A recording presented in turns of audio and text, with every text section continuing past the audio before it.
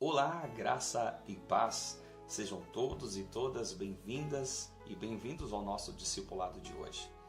O tema da nossa palavra de hoje surgiu quando nós estávamos compartilhando com o nosso filho sobre a importância de vivermos em santidade. E, de repente, ele, na sua reflexão, nos disse bem assim: Pai, pecado, ele não tem tamanho, mas ele tem grandes consequências. Uma das coisas que mais vemos nesses dias são pessoas culpando a Deus pelos seus próprios problemas que eles estão enfrentando. E grande parte desses problemas, eles são consequências de atitudes impróprias, de decisões erradas da própria pessoa. E descontentes, ao invés deles assumirem os seus próprios defeitos e decidirem se consertar, elas não preferem, elas jogam a culpa nas costas de alguém e até mesmo do próprio Deus. Até parece que alguém já lhe contou essa história, ou quem sabe você já vivenciou essa história por aí.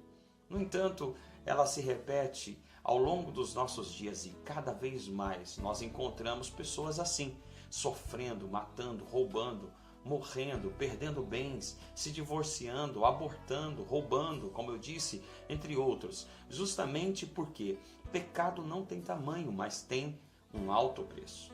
Romanos capítulo 6, verso 23, o apóstolo Paulo dá um exemplo sobre a consequência do pecado. A Bíblia diz que o pecado gera a morte. Em alguns casos, até de forma imperceptível, a pessoa vai morrendo aos poucos, mas em outros é avassalador, é destruidor. O maior perigo está quando a pessoa quer justificar os seus erros usando os erros dos outros. E não vale a pena fazer isso. Este é um conselho que eu quero lhe dar. Deus não tem problemas em perdoar o pecador. Ele até livra do jugo, mas não livra das suas consequências. Ele não vai abolir as consequências. E isso é muito importante você ter na sua consciência e compartilhar isso na sua célula, na sua igreja. Por quê, queridos? Até que todos possam entender que o pecado, ele traz graves consequências.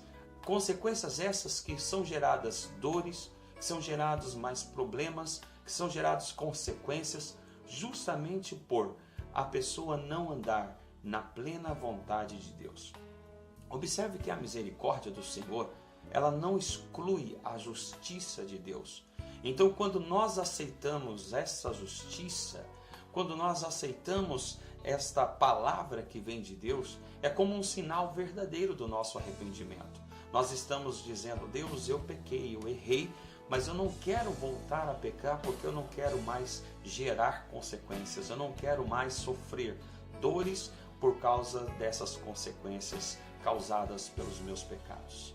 Observe, querido, que pecar é um crime contra Deus. Cada vez que uma pessoa peca, é como se uma lâmpada espiritual no mundo se apagasse e tudo o que era antes luz fosse se transformando em trevas e também em maldições. Então, pecar, como eu repito e digo, é um crime contra o próprio Deus. Nunca sinta orgulho do seu pecado, mas sinta vergonha dele. Pecadores geralmente não são livres, eles são escravos. Reflita isso comigo. Pecar é fazer, na realidade, sabendo tudo aquilo que não deveria ser feito. Conforme está escrito em Efésios capítulo 4, versículo 27, pecar é dar lugar para o diabo. Isso não me parece nada simples, não sei para você, mas para mim como líder, como pastor, discipulador, pecar realmente é algo grave. Então eu te pergunto, quem está ocupando a sua vida hoje? O seu interior, o templo que deveria ser e que deve ser de Deus. Veja com atenção e compartilhe com a célula essas visões que eu estou te ilustrando. A prática do pecado, ela tem resultados. E é impossível o pecador esconder de si e até dos outros o seu próprio pecado. Eu sempre oriento as pessoas, os meus líderes, a transparecer, a mostrar quem eles verdadeiramente são. Por quê, queridos?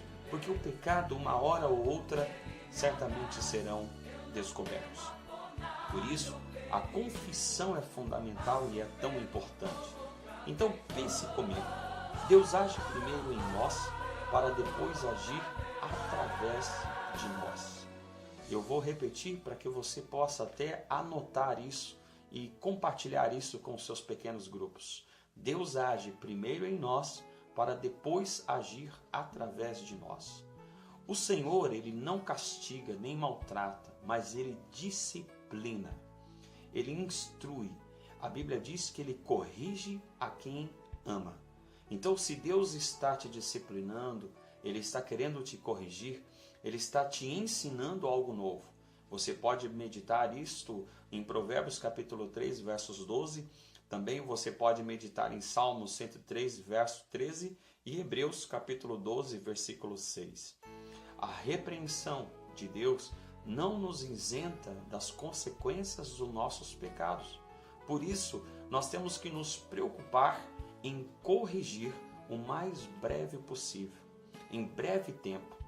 A Bíblia nos orienta em Jó, capítulo 5, verso 17 ao 18 e 1 Coríntios 11, versículo 32. Pecar é andar no caminho contrário ao de Deus, é ir contra o próprio Deus. Então, para encerrar essa meditação de hoje, eu quero dizer a você que nós precisamos estar atentos à repreensão do nosso Senhor. O nosso adversário, ele quer nos induzir à reprovação. O trabalho de Satanás é de nos fazer pecar. Algumas palmadas dadas pelo Senhor pode nos fazer até chorar, mas irá nos trazer quebrantamento, irá nos trazer mais temores e também gerará santidade. Para finalizar esse estudo, essa palavra, essa meditação para os seus pequenos grupos, eu quero também lhe afirmar João capítulo 8, versos 10 a 11. A Bíblia diz que Jesus encontra com uma mulher adúltera e ele diz: eu não te condeno, vá e não peques mais. Se você hoje está sofrendo por um pecado que você não consegue se libertar dele, eu quero fazer uma oração específica. Eu não quero que você sofra as consequências. Uma frase que eu sempre repito e digo para as pessoas dos meus pequenos grupos: se você começa algo errado, não terminará errado, terminará pior do que o errado.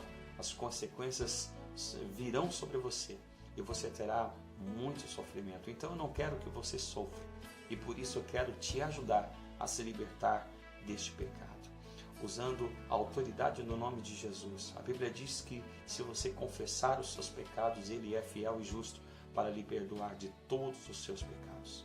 E eu quero orar por você. Vamos orar juntos. Pai, no nome de Jesus, eu não sei quais são as situações que essa pessoa está vivenciando por causa dos seus erros, por causa dos seus defeitos, por causa das decisões que ela tomou, decisões essas que são erradas, estão fora da vontade do Senhor. E nós não queremos que ela sofra, então nós estamos orando por ela a partir de agora. Senhor, ajude a se libertar desses erros, desses pecados malditos, maliciosos que vêm do inimigo. Nós agora, Senhor, quebramos todo o jugo de Satanás e decretamos, Senhor, essa pessoa livre, liberta desses pecados, para que ela não sofra mais, para que ela não seja mais escrava de Satanás. Nós liberamos essa palavra de salvação, de amor, que ela possa se libertar desses erros gravíssimos, desses vícios, dessas maldições. Nós liberamos essa palavra de libertação a partir de agora e que ela se sinta abençoada em o nome de Jesus. Amém. Deus te abençoe, querido e querida. Continue compartilhando os nossos vídeos. E se você quiser deixar algum recado para nós, você também pode entrar pelo nosso Facebook e conversar conosco também pelas nossas redes de comunicação. Eu te desejo, querido, uma palavra de consciência, uma palavra de fé, de esperança, de amor e de salvação, lhe dizendo que os pecados talvez não lhe parecem ser tão graves assim, mas eles lhe estarão graves consequências. Então, não peques mais. Como Jesus disse àquela mulher, vá e não peques mais. Pratique uma vida de santidade e Deus vai te honrar com uma unção de alegria. Deus te abençoe. Obrigado mais uma vez pela sua companhia. Que o Senhor te dê paz